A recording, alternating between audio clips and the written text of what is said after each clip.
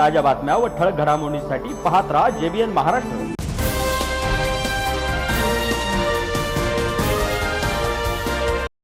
मुख्यमंत्री देवेंद्र फडणवीस आणि जयंत पाटील यांनी एकत्र विमान प्रवास केला, त्यामुळे राजकीय चर्चा सुरू झाल्या। आता मागे उद्धवजी सोबत गेले त्यावेळेला का गेले, आता जयंत पाटील जे विमानात असतील ते का गेले? मग आता विमानामध्ये काय कोणाला विरोधकांना बसू द्यायचं नाही का? ते जात असेल तर आम्ही आमची गाडीने करायचा। कमर्शियल विमान आहे, तिकीट सगळे काढतात, बसतात, जातात। त्याच्यामध्ये मला वाटतं चर्चा करण्यासारखा विषय नाही हा खरं म्हणून। आता एखाद्या विमानामध्ये आता कोणी जाऊ शकतं, कोणी येऊ शकतं। आता नागपूरला मागच्या वेळी देवेंद्रजी गेले त्यावेळेला उद्धवजी त्या विमानामध्ये त्यांचा कार्यक्रम होता, यांनाही जायचं होतं। आता एका विमानात बसून गेले त्यात काय? कोल्हापूरचं कमर्शियल विमान आहे, अनेक प्रवासी त्यात जात असतात, ते पण असतील। बहुप्रिया सुळे देखील 8 खासदारांसह पंतप्रधान नरेंद्र मोदींची भेट घेणार आहेत। खरं तर या अगोदर देखील शिंदेचे खासदार असतील, त्याचबरोबर टीएमसीचे फुटलेले खासदार असतील, त्यांच्यासोबत पंतप्रधान मोदींनी चर्चा केली, त्यामुळे पुन्हा एकदा डिलिमिटेशनची चर्चा सुरू झाली। नाही, आता मला त्या काय भेट घेतायत, त्यामागचं कारण काय, त्याचं काय काम आहे, त्यांची काय मागणी आहे या संदर्भात मला कुठली माहिती नाहीये। पण मला वाटतं आता देशाचे पंतप्रधान ते आहेत, सगळ्या लोकांनी भेटलं पाहिजे, सगळ्याच पक्षाचे विरोधी पक्ष लोक त्यांना भेटतात।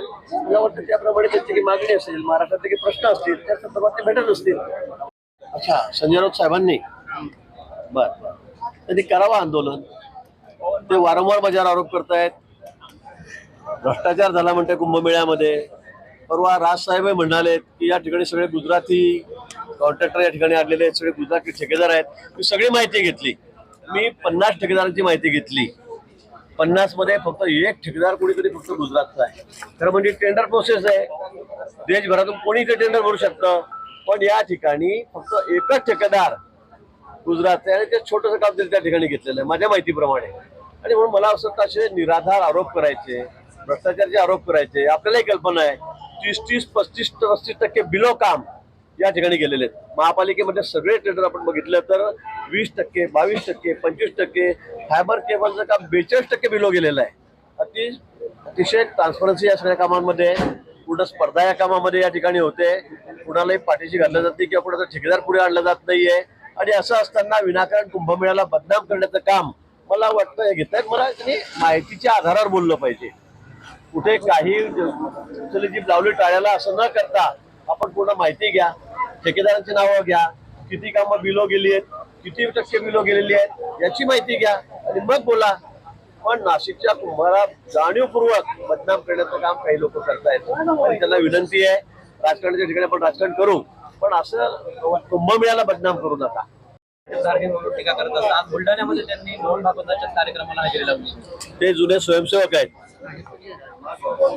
अंबादास दानवे पूर्वी भाजपचेच होते, युवा मोर्चामध्ये आम्ही सोबत काम केलेलं आहे। त्यांनीच त्यांच्या समारोपाच्या कार्यक्रमाला परिषदेमध्ये सांगितलेलं आहे की गिरीश महाजन आम्ही एकाच सतरंजीवर झोपत होतो। आणि खरं आहे, युवा मोर्चाच्या कार्यक्रमाच्या वेळेला आम्ही खरं एका सतरंजीवरच झोपत होतो। आमच्या त्याचा जुना असते आहे आणि ते मूळ स्वयंसेवक आहे, त्यामुळे ते जर कार्यक्रम हजर राहिले तर त्यामध्ये काही वावगं मला असं वाटत नाही, कारण त्यांचं पिंड, त्यांचं ब्लड सगळं RSSच आहे। डॉक्टर धर्माधिकारी यांचं Shri Saibaba heart institute and research centre यामध्ये अतिशय अत्याधुनिक मशीन या ठिकाणी आणलेल्या आहेत। विशेष करून हार्टच्या बाबतीमध्ये, CT एनजीओच्या बाबतीमध्ये अतिशय आधुनिक मशिनरी त्यांनी आज या ठिकाणी आणलेली आहे आणि त्याचं उद्घाटन या ठिकाणी आज करण्यात आलेलं आहे। मला वाटतं नाशिक शहरामध्ये, नाशिक जिल्ह्यामध्ये एकाच रूप खाली इतक्या सगळ्या मशीन, इतके सगळे इलाज या एकाच हॉस्पिटलमध्ये होत आहेत आणि आता कुणाला मुंबईला जाण्याची फार गरज भासणार नाही, हायर सेंटरला कुठे पुण्याला जाण्याची गरज भासणार नाही।